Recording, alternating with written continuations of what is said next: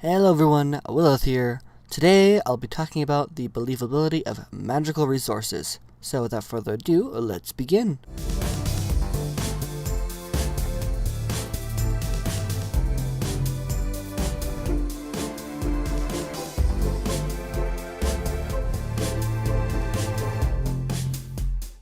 So most magic systems have a resource to draw upon.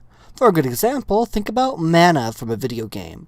As long as you have mana, you can cast spells and do magic. But once it's gone, oops, no more magic.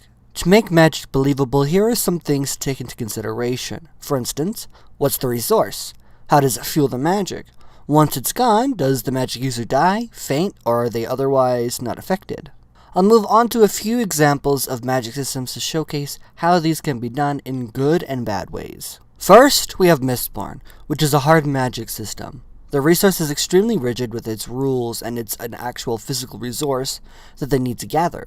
This kind of magical resource is really efficient in my opinion. So basically, being a Mistborn or Metalborn, they need to ingest metal and then burn it within their bodies to be able to use their magical effects. Once they run out of the substance, they can no longer use it, but otherwise are unaffected and can keep fighting, running, or whatever the heck they were doing at the time. This magical resource is really well made because it's a clear limitation and an easy one to work with while writing a story. Furthermore, it's hard to abuse because, you can only eat so much, so you can't just stockpile to the extreme inside of your body. You'll need to stockpile it within a room or on your belt. Basically, this kind of resource is very believable and makes a whole lot of sense. Second, we have Avatar: The Last Airbender. Now, at first glance, it looks like they don't use any kind of resources at all to fuel their magic. It looks like they can just bend the elements as much as they want, which is kinda true in a sense. You see, the fuel source is more obscure, and yet it is just as rigid and limiting as the first magic system we discussed. And it's even obvious because it's never clearly stated in the show. What fuels their bending is literally their bodies, their own energy. To bend, they need to move a lot.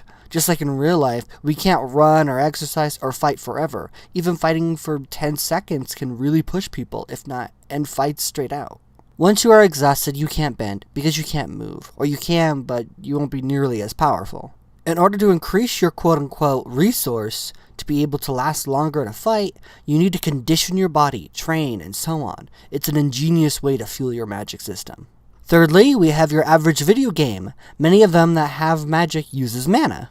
You have a certain amount of mana within your body. These are a very believable way to fuel your magic. It's very similar to Mistborn, only it's not tied to your stomach, and it's not a resource you need to gather and ingest. Finally, we have Harry Potter, who just does it all wrong. Harry Potter has no fuel source whatsoever. For their magic, they can just cast spells all day long. It's the biggest reason as to why wizards are so dang powerful. If they had a clear limitation to their magic, or a clear fuel source, it would still be a very soft magic system, but they wouldn't be gods, and it could actually be believable. Even every video game ever made understands this. Everything needs some sort of limitation or fuel source, otherwise there are no limitations and your players can just do whatever the heck they want.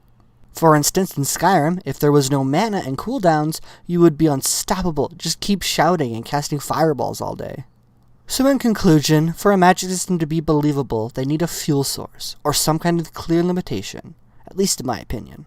If you liked the video, please hit that like and subscribe. See you next time. Well, fuel, can't move. Or you can, but you won't be able,